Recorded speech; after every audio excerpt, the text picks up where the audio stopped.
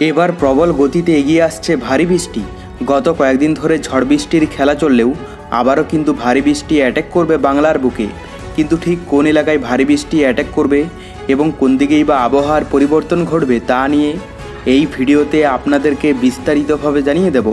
আপনি ভিডিওটি অবশ্যই শেষ পর্যন্ত দেখবেন। ভিডিওটি ভালো লাগলে একটি লাইক করবেন, আর এইরকমই লেটেস্ট ও হেল্পফুল ভিডিওগুলি সবার প্রথম দেখার জন্য আমাদের চ্যানেলটিকে সাবস্ক্রাইব করে পাশের বেল আইকনটি বাজিয়ে দেবেন। চলুন এক নজরে দেখে নেওয়া যাক। উত্তর পশ্চিম বঙ্গোপসাগরে তৈরি হচ্ছে নতুন নিম্নচাপ।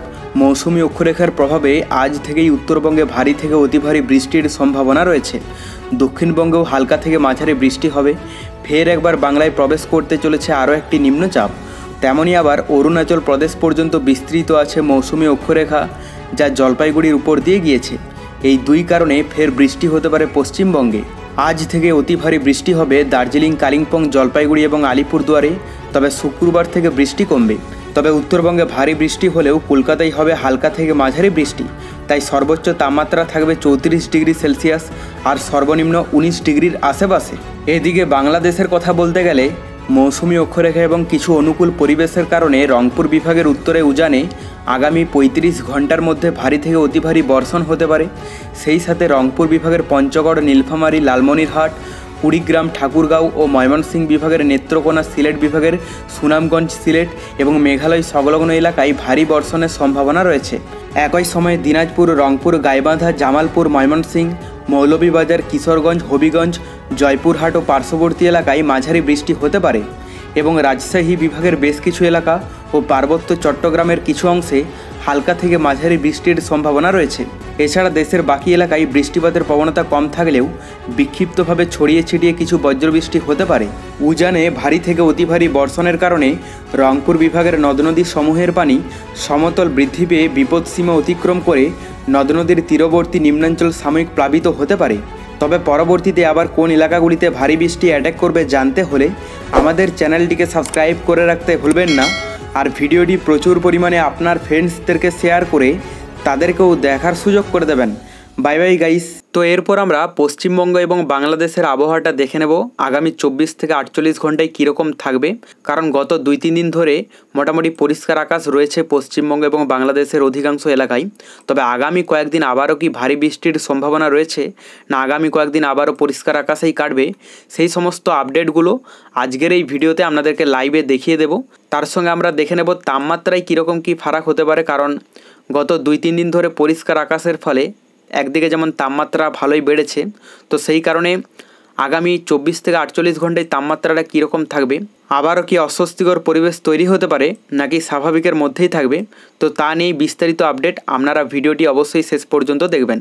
প্রথমে আমরা যদি বুধবার সকালের দিকটা দেখে নিই, এখানে যা দেখা যাচ্ছে বুধবার সকালের দিকে পশ্চিমবঙ্গের দক্ষিণবঙ্গের এলাকাগুলোর কথা বলতে গেলে এখানে কলকাতা সহ সমস্ত দক্ষিণবঙ্গের এলাকাগুলোর আকাশ কিন্তু পরিষ্কারই থাকবে। সেই রকম বৃষ্টির সম্ভাবনা নেই।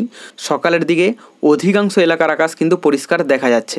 এখানে কলকাতা, চন্দননগর, শান্তিপুর, কাটোয়া, বর্ধমান, আরামবাগ, কোলাঘাট, খড়গপুর, চাকুলিয়া, জামশেদপুর, সেই সঙ্গে পুরুলিয়া, ধানবাদ, এখানে দুর্গাপুর, বাঁকুড়া, বিষ্ণুপুর, এই সমস্ত এলাকাগুলোর আকাশ কিন্তু সম্পূর্ণ পরিষ্কার থাকবে। কোথাও কোনো রকম বৃষ্টির সম্ভাবনা কিন্তু নেই। তবে এখানে কিছু কিছু এলাকা আছে যেগুলোতে হালকা বৃষ্টির সম্ভাবনা রয়েছে, যেমন হালকা ইফেক্ট থাকতে পারে মালদা, সাহেবগঞ্জ, ভাগলপুর, ঠিক আছে, এই সমস্ত এলাকাগুলোতে। বাদবাকি এখানে মেদিনীপুরের আশেপাশের এলাকাগুলোতে হালকা ইফেক্ট দেখা যাচ্ছে। এবং সেই সঙ্গে আমরা যদি উপরের দিকে মানে উত্তরবঙ্গের কথা বলি, তো উত্তরবঙ্গে বুধবার সকালের দিকটাতে কিন্তু বৃষ্টির সম্ভাবনা ভালোই রয়েছে। কারণ এই সমস্ত এলাকাগুলোতে সম্পূর্ণ রেড অ্যালার্ট জারি করা হয়েছে। এখানে বৃষ্টি কিন্তু ভালো পরিমাণে হবে। এখানে প্রথমে আমরা যদি দার্জিলিংয়ের কথা বলি, এখানে দার্জিলিংয়ে যা দেখা যাচ্ছে তাতে 40 থেকে 42 মিমির মতো বৃষ্টি হতে পারে আজ সকালের দিকে। সেই সঙ্গে এখানে শিলিগুড়িতে যা দেখা যাচ্ছে 17 থেকে 18 মিমি, এবং এখানে কোচবিহারে মোটামুটি 6 থেকে 7 মিমির মতো বৃষ্টি হবে। কালিম্পংয়ের কথা বললে মোটামুটি 27 মিমি। তো মোটামুটি দার্জিলিংয়ে সবথেকে বেশি বৃষ্টির সম্ভাবনা রয়েছে এবং বাদবাকি জেলাগুলোতেও কিন্তু ভালোই কিন্তু বৃষ্টির সম্ভাবনা রয়েছে উত্তরবঙ্গের বেশিরভাগ এলাকায়। এখানে আলিপুরদুয়ারে মোটামুটি 10 মিমির মতো বৃষ্টি হতে পারে এবং জলপাইগুড়িতে যদি দেখা যায় 18 মিমির মতো। বাদবাকি আমরা যদি বাংলাদেশের আবহাওয়াটা দেখে নিই, তো উপরের দিক থেকে দেখলে এখানে রংপুর, দিনাজপুর, বালুরঘাট, মহাদেবপুর, এদিকে সরিষাবাড়ি, সিরাজগঞ্জ এই সমস্ত এলাকাগুলোতে কিন্তু বৃষ্টির সম্ভাবনা রয়েছে এবং সেই সঙ্গে এখানে বিশ্বম্ভরপুর, ময়মনসিংহ, সিলেট, মৌলভীবাজার, কিশোরগঞ্জ, এদিকে ঢাকা, ফরিদপুর, সেই সঙ্গে এখানে মাদারীপুর, মতিরহাট, ফরিদগঞ্জ, কুমিল্লা, অমরপুর, সেনবাগ, খাগড়াছড়ি, ফটিকছড়ি, চট্টগ্রাম এই সমস্ত উপকূলবর্তী এলাকাগুলোতেও কিন্তু বৃষ্টির ইফেক্ট থাকবে বুধবার সকালের দিকে এবং এখানে সমুদ্র উপকূলবর্তী এলাকার মধ্যে মহেশখালী, টেকনাফ, কুতুবদিয়া এগুলোতেও কিন্তু বৃষ্টির সম্ভাবনা রয়েছে। তো মোটামুটি এখান থেকে যা দেখা যাচ্ছে তাতে সকালের দিকটাতে পশ্চিমবঙ্গের, দক্ষিণবঙ্গের এলাকাগুলোর আকাশ পরিষ্কার থাকবে, অপরদিকে উত্তরবঙ্গে খুব ভারী বৃষ্টির সম্ভাবনা থাকবে। আর বাংলাদেশের কথা বলতে গেলে বাংলাদেশের বেশিরভাগ এলাকা জুড়েই কিন্তু বৃষ্টি থাকবে, বিশেষ করে সমুদ্র উপকূলবর্তী এলাকা এবং উপরের এলাকাগুলোতে কিন্তু বৃষ্টির সম্ভাবনা সবথেকে বেশি।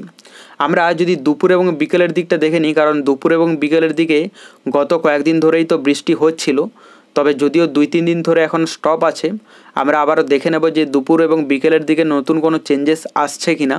এখানে যা দেখা যাচ্ছে, প্রথমত বঙ্গোপসাগরে আবারও একটা নিম্নচাপ তৈরির সম্ভাবনা রয়েছে, যেটা আস্তে আস্তে এর রূপটা কিন্তু ভয়ঙ্কর হতে পারে এবং এর ইফেক্টটা আবারও কিন্তু পশ্চিমবঙ্গ এবং বাংলাদেশে পড়তে পারে, যদিও আমরা লাইভে পরবর্তীতে আপডেট জানিয়ে দেব। তার জন্য চ্যানেলটিকে সাবস্ক্রাইব করে রাখবেন। আর এখানে যা দেখা যাচ্ছে, দুপুর এবং বিকেলের দিকে কলকাতা সহ দক্ষিণবঙ্গের অধিকাংশ এলাকার আকাশ কিন্তু মেঘলা থেকে মেঘাচ্ছন্ন থাকবে। মোটামুটি খুব ভারী বৃষ্টির সম্ভাবনা না থাকলেও কিছুটা পরিমাণে তো ইফেক্ট পড়তে পারে, একেবারে পরিষ্কার আকাশ থাকবে না।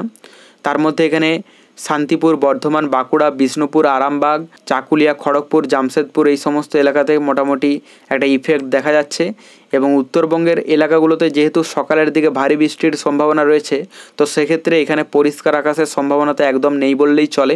এখানে দুপুর এবং বিকেলের দিকে বৃষ্টির পরিমাণটা সকালের দিক থেকে অনেকটাই কিন্তু কম থাকবে।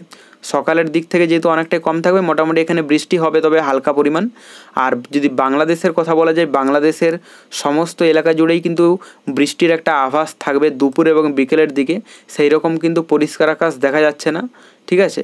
মোটামুটি সমুদ্র উপকূলবর্তী এলাকা এবং সেই সঙ্গে ভিতরের এলাকাগুলোতেও কিন্তু ইফেক্ট পড়তে পারে, তবে কোথাও বেশি পড়বে, কোথাও কম পড়বে। যদিও রেড অ্যালার্ট জারি করা হয়েছে শুধুমাত্র পশ্চিমবঙ্গের, উত্তরবঙ্গের জেলাগুলোতে, বাদবাকি বাংলাদেশে সেরকম কোথাও রেড অ্যালার্ট দেখা যাচ্ছে না। বেশিরভাগ এলাকা জুড়েই কিন্তু হালকা থেকে মাঝারি মানের বৃষ্টি হতে পারে। আমরা যদি তাপমাত্রায় দেখে নিই, এখানে মোটামুটি বোঝা যাবে যে আবারও কি অস্বস্তিকর পরিবেশ তৈরি হতে পারে। তো এখানে যা দেখা যাচ্ছে তাতে পশ্চিমবঙ্গের, দক্ষিণবঙ্গের এলাকাগুলোর যে তাপমাত্রা 30 থেকে 31 ডিগ্রির মধ্যেই থাকবে, মোটামুটি স্বাভাবিকের থেকে কিছুটা বেশি বলা যায়। যদিও খুব গুমোট ভাব থাকবে না, মোটামুটি হালকা পরিমাণ অস্বস্তিকর পরিবেশ তৈরি হতে পারে। এবং আমরা যদি বাংলাদেশের কথা বলি, বাংলাদেশেও সেরকম চেঞ্জেস নেই, শুধুমাত্র সমুদ্র উপকূলবর্তী এলাকাগুলোতে একটু কম থাকবে এবং ভিতরের এলাকাগুলোতে এগুলোর তুলনায় একটু বেশি থাকবে। তবে যেহেতু দক্ষিণবঙ্গের তুলনায় বাংলাদেশে বৃষ্টির সম্ভাবনাটা একটু বেশি, তো সেই ক্ষেত্রে বেশিরভাগ এলাকা জুড়ে 28-29 ডিগ্রির মধ্যেই কিন্তু তাপমাত্রা থাকবে। যদিও দক্ষিণবঙ্গের এলাকাগুলোতে 30-32 ডিগ্রি তাপমাত্রা থাকতে পারে এবং 2 ডিগ্রি কম থাকতে পারে বাংলাদেশের আবহাওয়াতে।